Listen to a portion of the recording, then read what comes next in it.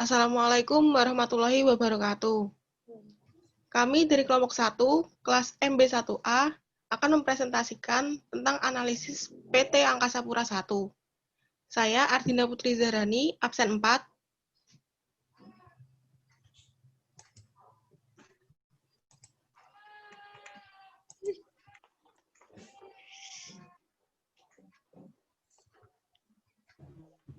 Saya Muhammad Rinaldi Putra, absen 11.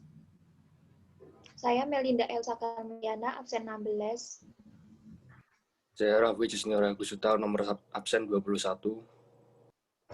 Saya Salma Arum Rahmadani, nomor urut 23. Saya Tiara Ayudia Ulhak, nomor absen 27.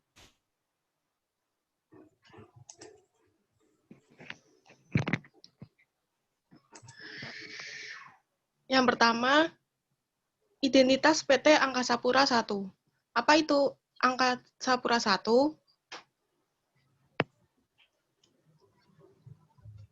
PT Angkasa Pura I merupakan badan usaha milik negara yang memberikan pelayanan lalu lintas udara dan bisnis bandar udara di Indonesia yang menitik beratkan pelayanan pada kawasan Indonesia bagian tengah dan timur. Berdiri sejak tahun 1962 sebagai pelopor pengusahaan kebandarudaraan secara komersial di Indonesia.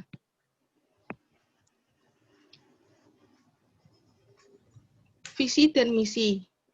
Visinya yaitu menjadi penghubung dunia yang lebih dari sekedar operator bandar udara dengan keunggulan layanan yang menampilkan keramah tamahan khas Indonesia.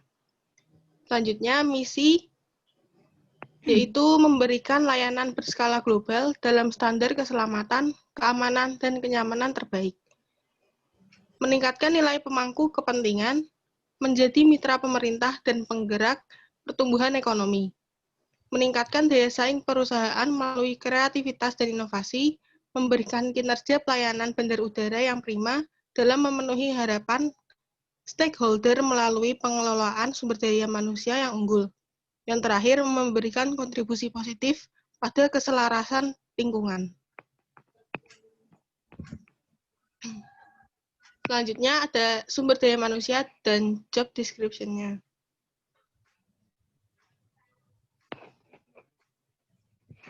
Lanjut. Berikut ini adalah struktur organisasi dari PT Angkasa Pura I.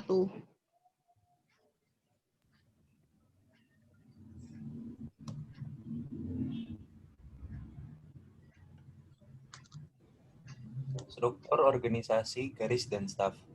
Pembagian kerja di PT Angkasa Pura I dalam bentuk struktur organisasi, garis, dan staf dilakukan secara vertikal, dari seorang atasan pemimpin hingga pimpinan bawahannya, dan secara horizontal di mana setiap direktur bagian dan wakil direktur utama saling bekerja sama untuk mewujudkan tujuan perusahaan.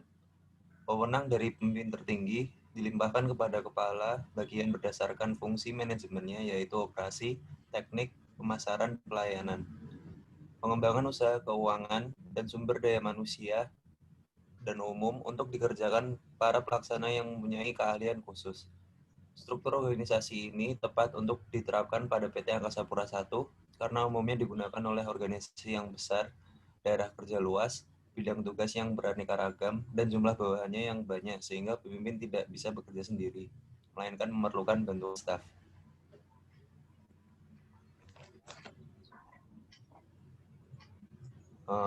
Berikut adalah tim direksi dari PT Angkasa Pura I, yaitu Faik Fahmi sebagai Direktur Utama, Devi Suradji sebagai Direktur Pemasaran dan Pelayanan, Wendo Asrorose sebagai Direktur Operasi, Lukman F. Laisa sebagai Direktur Teknik, Adi Nugroho sebagai Direktur Sumber Daya Manusia dan Umum, Dendi T. Danianto sebagai Direktur Pengembangan Usaha, Andi Pratami Harja sebagai Direktur Keuangan, dan Israwadi sebagai Direktur Kepatuhan, Aset, dan Pengadaan.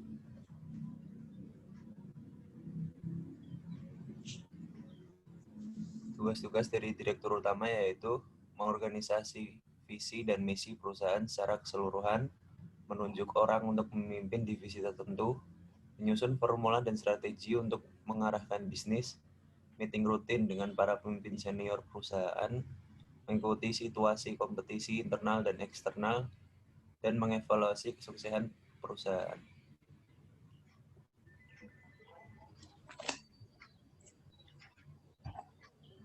Tugas dari Sekretaris Direktur Utama. Dari Vice President Internal Audit, yaitu mempersiapkan dan melaksanakan rencana kerja audit internal tahunan, menguji dan mengevaluasi pelaksanaan pengendalian internal dan sistem manajemen risiko sesuai dengan kebijakan perusahaan, dan yang terakhir melakukan pemeriksaan dan penilaian atas efisiensi dan efektivitas di bidang operasional, keuangan, akuntansi, sumber daya manusia, dan kegiatan lainnya.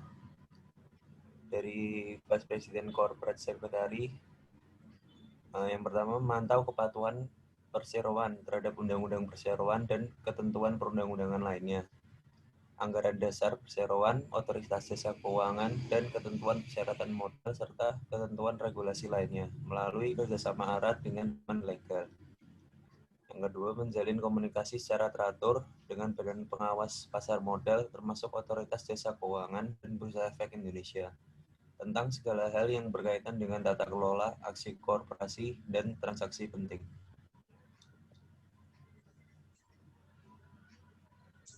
Yang ketiga ada Presiden Legal, yaitu memonitor perizinan perusahaan, membuat dan memonitor pelaksanaan perjanjian atau kontrak, memonitor pelaksanaan proyek action. Yang keempat, penyelesaian sengketa hukum perusahaan, dan yang terakhir, melakukan update regulasi nasional maupun lokal, khususnya terkait dengan perizinan perusahaan.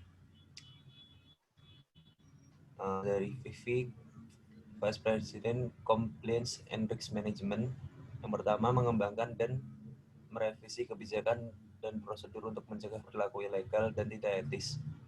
Yang kedua, berkonsultasi dengan pengacara perusahaan yang ditunjuk untuk menyelesaikan masalah kepatuhan hukum. Yang ketiga, mengembangkan dan mengawasi sistem untuk penanganan yang seragam dari pelanggaran yang terjadi. Dan yang terakhir, bertindak sebagai pemerhati independen untuk memastikan bahwa masalah kepatuhan dan diselesaikan dengan tepat.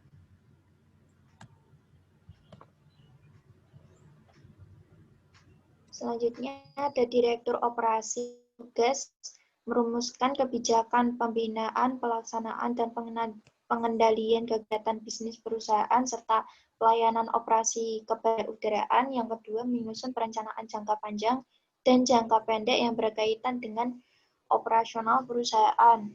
Lalu di bawahnya terdapat wakil Vice President Airport Operation yang bertugas memastikan tercapainya kehandalan dan kinerja operasional bandar udara melalui peningkatan keselamatan, keamanan, dan pelayanan penerbangan sesuai dengan rencana kerja dan anggaran perusahaan atau RKAP yang ditetapkan sehingga tercapai kepuasan pelanggan bandar udara. Di bawah terdapat divisi Airport Operation yang bertugas memastikan berjalannya kegiatan operasional di bidang sisi udara atau airside berjalan dengan baik sesuai standar operasional prosedur atau SOP dan rencana kerja dan anggaran perusahaan atau RKAP. Divisi selanjutnya ada Airport Operation Landside and berjalannya kegiatan operasional bidang sisi darat atau landside berjalan dengan baik sesuai standar operasional prosedur atau SOP dan rencana kerja dan anggaran perusahaan atau RKAP. Divisi selanjutnya ada Airport Rescue and Firefighting yang tugasnya memastikan berjalannya kegiatan operasional, pencegahan kecelakaan penerbangan, dan pemadaman kebakaran sesuai dengan operasional prosedur atau SOP dan rencana kerja anggaran perusahaan atau RKAP. Lanjut.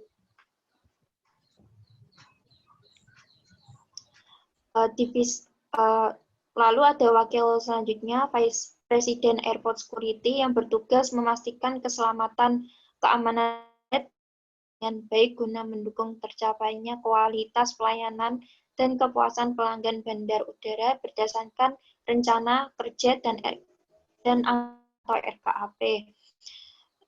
terdapat di bawahnya terdapat divisi Airport Security Protection yang bertugas memastikan tercapainya keamanan penerbangan di sekitar pagar perimeter bandar udara sehingga tercapai keamanan di bandar udara sesuai dengan standar aturan berdasarkan rencana kerja dan atau RKAP.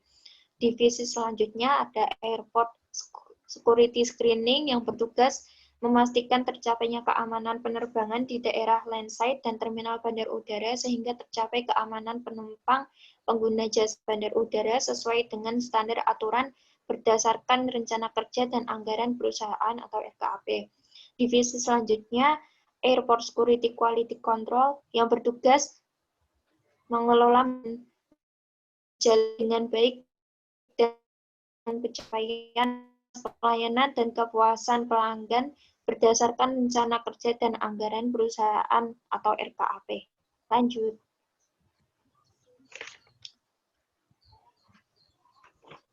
Divisi selanjutnya, wakil selanjutnya ada Vice President Airport Safety yang bertugas memastikan terjaganya pencapaian safety level dan kualitas pelayanan melalui pengelolaan kegiatan safety management system yang efektif guna mendukung pencapaian Customer Satisfaction Index atau CSI. Di bawahnya terdapat divisi Safety Management System yang bertugas memastikan pencapaian safety level melalui mitigasi risiko terhadap kemungkinan-kemungkinan yang terjadi pada bidang safety guna mendukung tercapainya Customer Satisfaction Index atau CSI, tercapainya pendapatan non-aeronautika dan berkontribusi terhadap lingkungan berdasarkan rencana kerja dan anggaran perusahaan atau RKAP.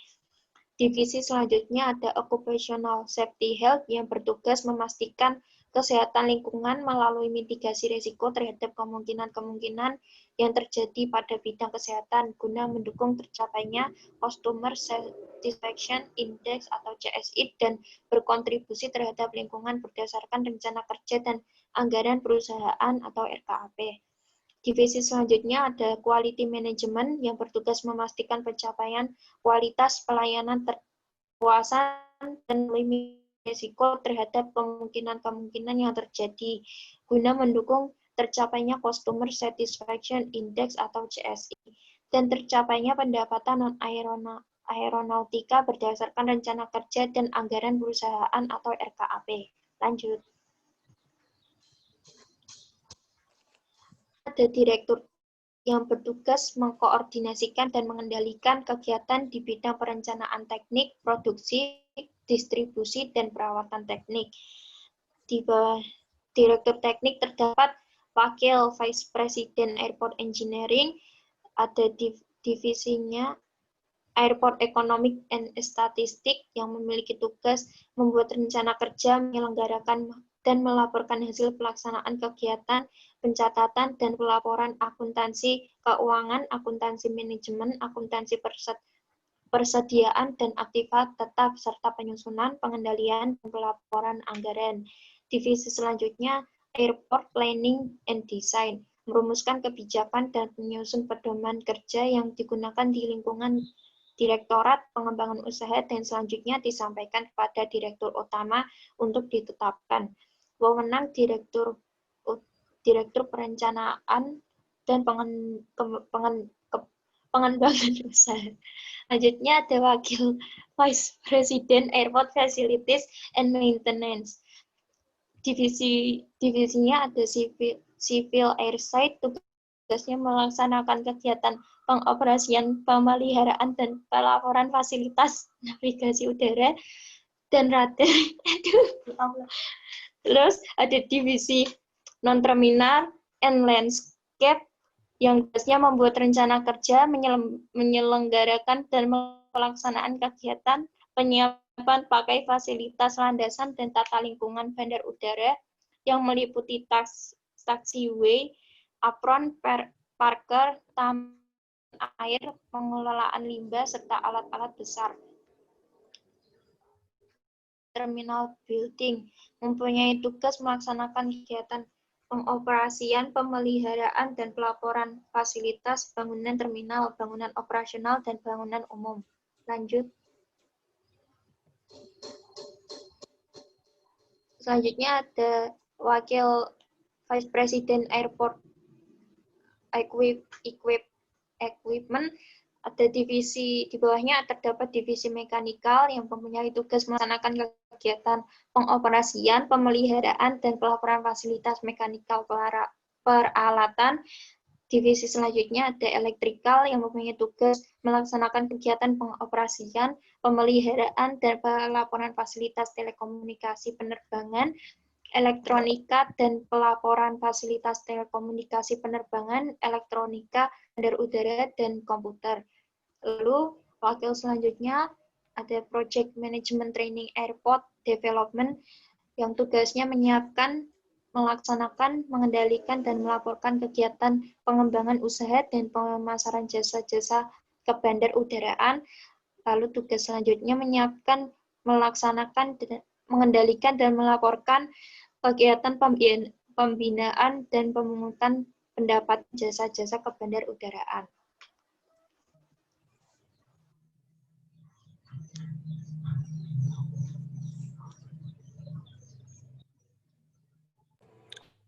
Direktur Pemasaran dan Pelayanan memiliki tugas yang pertama membuat anggaran dan kebutuhan sumber daya, termasuk pengembangan dan pengelolaan anggaran tahunan seperti proyek laba atau rugi, pengeluaran dan pertimbangan keuangan lainnya. Matriks kerja pemasaran dan alat pelacakan untuk memfasilitasi penelitian pasar dan memprediksi serta menganalisis pasar. Yang terpenting yakni mampu memahami tren konsumen. Direktur pemasaran mempunyai wakil yang pertama Vice President Aeronautical Business yang terdiri dari Aeronautical Revenue, memiliki tugas mengatur penyediaan, pengusahaan, dan pengembangan fasilitas untuk kegiatan pelayanan, pendaratan, lepas landas, parkir, dan penyimpanan besar udara, serta penyediaan, pengusahaan, dan pengembangan fasilitas terminal untuk pelayanan angkutan penumpang, kargo, dan pos. Lalu, Kargo dan Aeronautical Business Support memiliki tugas memastikan tercapainya pendapatan perusahaan melalui penjualan kegiatan bisnis via kargo, rencana kerja, dan anggaran perusahaan. Selanjutnya, Vice President Non-Aeronautical Business terdiri dari Retail Food and Beverage Marketing yang bertugas memastikan tercapainya pendapatan perusahaan melalui penyewaan tenan, makanan, dan minuman di bandar udara sesuai rencana anggaran perusahaan atau RKAP. Lalu, Airport Property dan Advertising mempunyai tugas memastikan tercapainya pendapatan perusahaan melalui penyewaan tenan dan pemasangan iklan di bandar udara sesuai dengan rencana kerja dan anggaran perusahaan atau RKAP. Selanjutnya.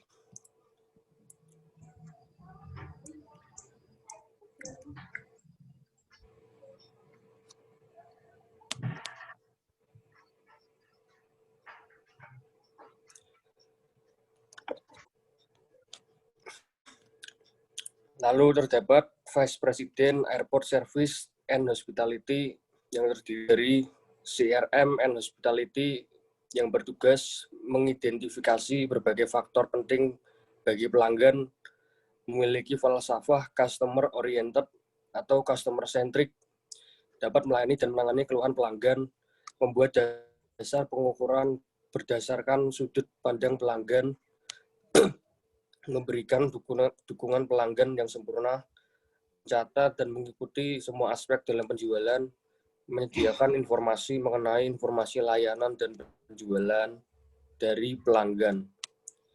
Lalu service planning dan desain memiliki tugas merumuskan kebijakan dan menyusun pedoman kerja yang digunakan di lingkungan direktorat pengembangan usaha dan selanjutnya disampaikan kepada direktur utama untuk ditetapkan.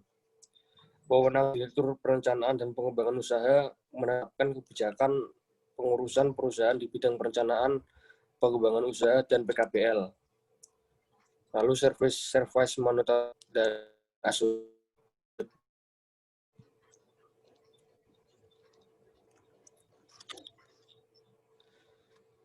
Vice President Business Development and International Relations.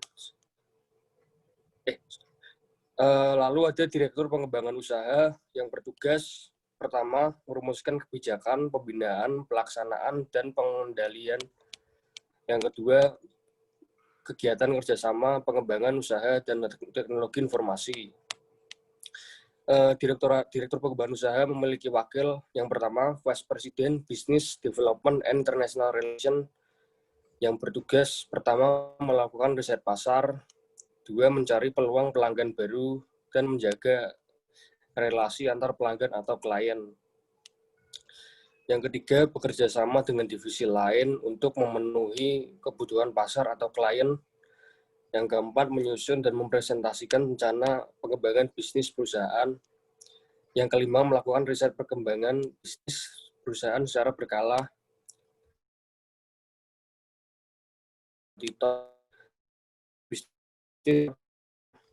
Yang ketujuh, bekerja sama dengan bagian keuangan agar mendapatkan klien atau pelanggan yang menjanjikan.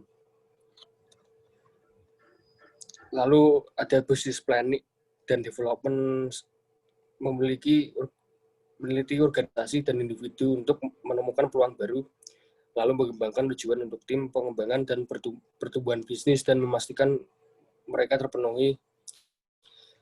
Lalu tim business research mempunyai tugas melakukan pengumpulan, pencatatan, dan analisis kualitatif dan kuantitatif tentang berbagai isu-isu yang berhubungan dengan produk-produk dan jasa pemasaran. Lalu tim international relation dan strategi partnership bertugas bekerja dalam berkolaborasi dengan perusahaan luar dengan saling membantu satu sama lain untuk dapat mencapai objektif marketingnya. Lanjut.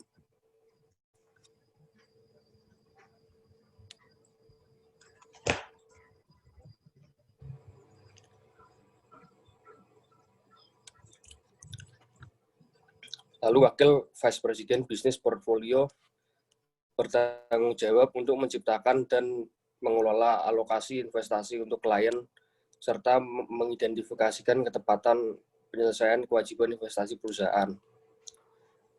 Mempunyai tim yang pertama, subsidiary companies, bertugas untuk menilai sistem pelaporan serta mengkaji atas keakuratan dan ketepatwaktuan penyampaian laporan kepada manajemen. Lalu perusahaan afiliasi lain mengembangkan strategi untuk mempromosikan perusahaan pada media. Lalu Vice President Information Technology mempunyai bertugas mengembangkan rencana IT jangka panjang yang sejalan dengan inisiatif pertumbuhan PT, bertanggung jawab untuk membuat IT tahunan termasuk perkiraan dan tinjauan, bertanggung jawab atas keamanan jaringan, pemulihan bencana, dan kelangsungan bisnis. Memiliki tim International Planning and Governance yang tugasnya mengarahkan dan mengendalikan organisasi agar dapat mencapai tujuannya dengan menambahkan nilai yang dapat menyeimbangkan risiko terhadap penggunaan IT serta prosesnya, lalu membuat rencana bagaimana menerapkan dan menggunakan tim dan sesuai dengan proses bisnis, lalu bertanggung jawab membuat pengelolaan IT. Lanjut.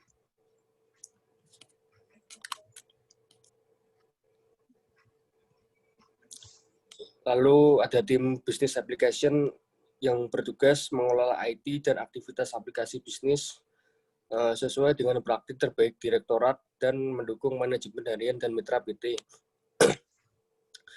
Lalu mendukung pembentukan jaringan mitra aliansi untuk mitra.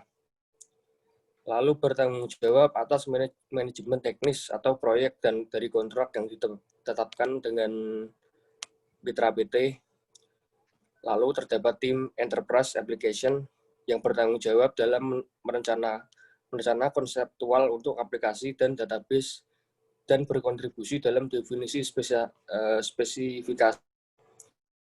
Lalu bertugas dalam menjalankan server web, aplikasi beroperasi secara efisien, dan disesuaikan untuk melayani kebutuhan PT.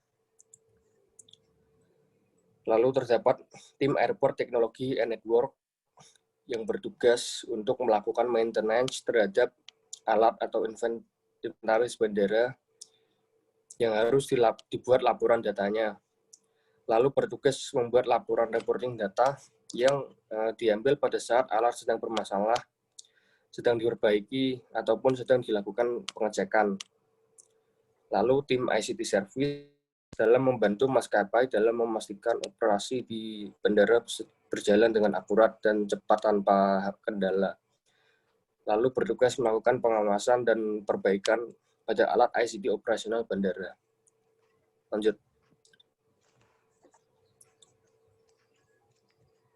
Selanjutnya ada Direktur Keuangan yang bertugas mengawasi semua aspek keuangan bisnis dan menggerakkan strategi dan perencanaan.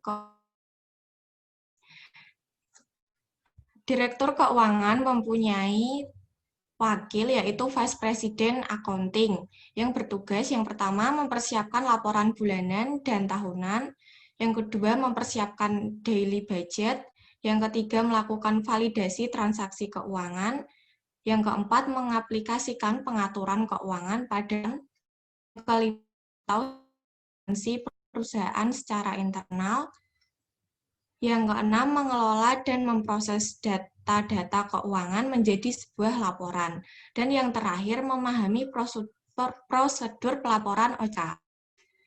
Mempunyai beberapa divisi, yaitu Cost Accounting, bertugas membuat atau menyusun COGM atau Cost of Goods Manufacturing, dan menganalisa fixed cost, variable cost, overhead cost, dan harga pokok produksi, serta efisiensi biaya.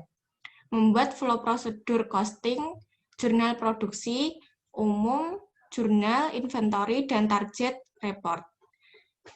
Selanjutnya ada tax management yang bertugas melakukan validasi transaksi pajak dan mengaplikasikan peraturan perpajakan pada perusahaan. Selanjutnya ada divisi finance accounting yang bertugas melakukan penyusunan transaksi dan membuat laporan keuangan perusahaan dan mengeluarkan dan menerima uang, baik uang kas, bank, deposito, dan investasi keuangan yang lain. Selanjutnya ada budget management, bertugas melakukan penyusunan rencana kerja dan anggaran lembaga yang meliputi menyiapkan format-format penyusunan RKA pendapatan, beban, dan investasi, manipulasi terhadap seluruh data usulan DURK atau DURP dari masing-masing fakultas atau unit kerja. Selanjutnya mempunyai wakil Vice President Finance, bertugas menilai kinerja keuangan perusahaan serta resiko dan investasi yang mungkin terjadi. Mempunyai beberapa divisi, yaitu Treasury, bertugas mengelola modal kerja, kas, dan investasi, dan bertugas menjadi dana. Selanjutnya ada divisi Fund Management yang bertugas menyusun dan merekomendasikan strategi investasi tertentu kepada investor. Receivable dan payable, melakukan sistem penagihan yang up to date, menghasilkan dan mengirimkan faktur, serta menindaklanjuti, mengumpulkan, dan mengalokasikan pembayaran. Selanjutnya ada Vice President Procurement, yaitu bertugas merancang dan mengelola hubungan yang tepat dengan menyuplai barang dan jasa atau supplier. Mempunyai divisi Material Procurement, yaitu bertugas memastikan perusahaan memiliki strategi yang jelas ketika membeli barang. Selanjutnya ada divisi Service Procurement, bertugas memastikan perusahaan memiliki strategi yang jelas ketika membeli jasa. Selanjutnya ada divisi Procurement Planning and Administration, bertugas menetapkan kebijakan untuk pembelian, anggaran, persyaratan stok, dan keterampilan yang diperlukan. Selanjutnya ada Direktur Sumber Daya Manusia dan Umum, bertugas mengelola dan mengembangkan human capital untuk mendukung strategi bisnis dan operasional perusahaan.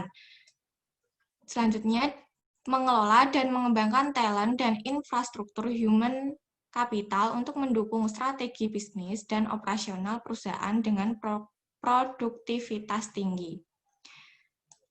Direktur SDM dan Umum mempunyai wakil, yaitu Vice President Human Capital, bertugas menentukan aspek manusia dalam posisi manajemen yang berkaitan dengan proses memperoleh, melatih, menilai, dan memberikan kompensasi kepada karyawan.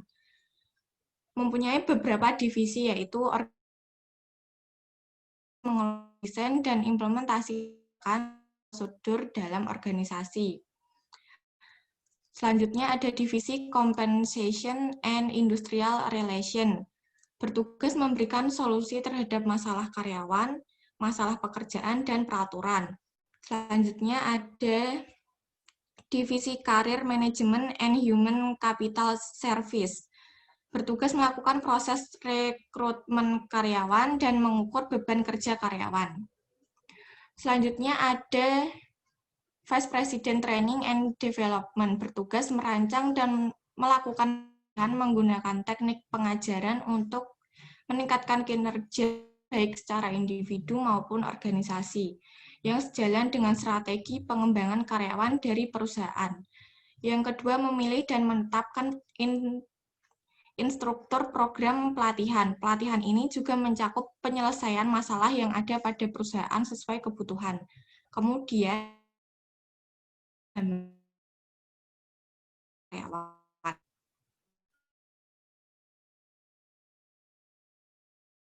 mempunyai wakil, yaitu Vice President General Service, yang mempunyai beberapa divisi, yaitu Office Service, bertugas mendistribusikan surat masuk ke departemen yang bersangkutan dan mengirim surat keluar, dan bertugas membersihkan seluruh area unit kerja semua divisi.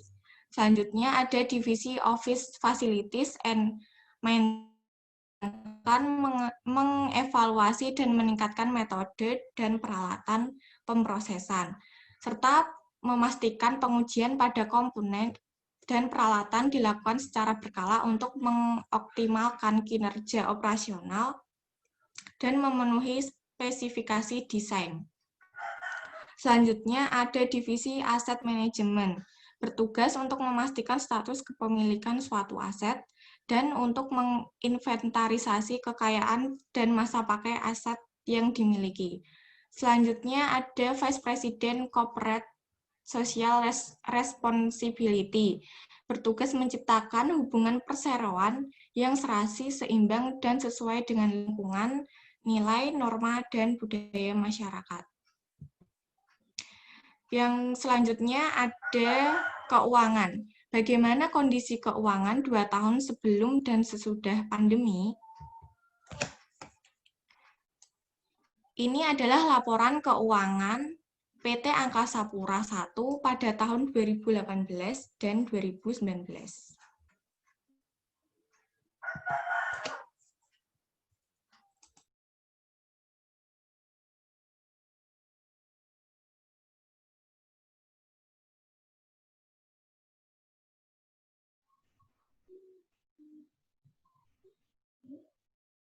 Analisis keuangan PT Angkasa Pura.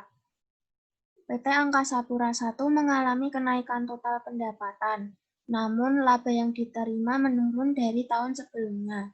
Pada tahun 2018, total pendapatan usaha sebanyak 8.521 juta lebih, dan total laba usaha sebanyak 2.916 juta. Sedangkan pada tahun 2019, total pendapatan usaha sebanyak 8.631 juta. Tetapi total laba usahanya hanya sebesar 2.316 Rp275 juta. Pada tahun 2020, belum ada laporan keuangan resmi yang tersedia di website PT Angkasa Pura I. Namun, dikutip dari berita kumparan.com pada tanggal 10 Agustus 2020, Angkasa Pura I mencatat laporan keuangan negatif sepanjang semester 1 2020 dengan kerugian sebesar 1,16 triliun rupiah. Yang keempat, pemasaran. Bagaimana strategi pemasaran dari PT Angkasa Pura I?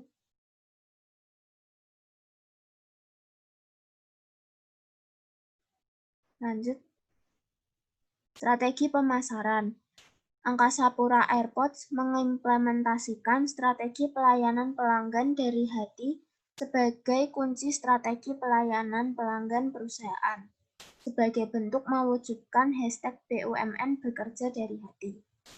Angkasa Pura Airports juga melaksanakan program apresiasi pelanggan melalui berbagai kegiatan seperti penyelenggaraan tematik event pada hari-hari besar dan libur nasional, dengan pemberian souvenir pada pengguna jasa bandara. Yang ketiga, menyelenggarakan program Eat, Shop, Fly, yang merupakan program apresiasi pengguna jasa bandara Angkasa Pura Airports atau loyalty program yang berbelanja di berbagai tenan yang ada di 14 bandara Angkasa Pura Airports yang dimulai sejak Juli 2019. Program ini merupakan program apresiasi pelanggan berbasis digital pertama di industri kebandarudaraan Indonesia. Yang kelima, produksi. Apa saja hasil dari kegiatan produksi di PT Angkasa Pura I?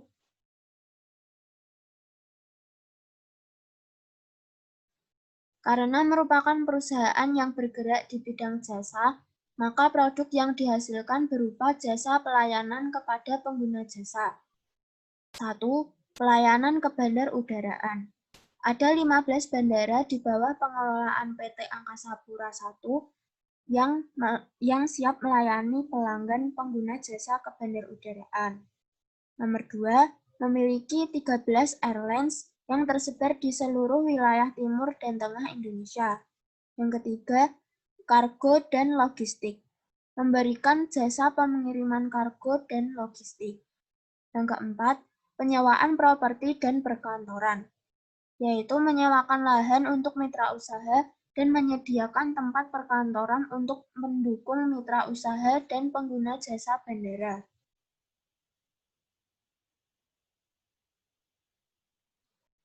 Sekian presentasi dari kelompok 1. Terima kasih atas perhatiannya. Wassalamualaikum warahmatullahi wabarakatuh.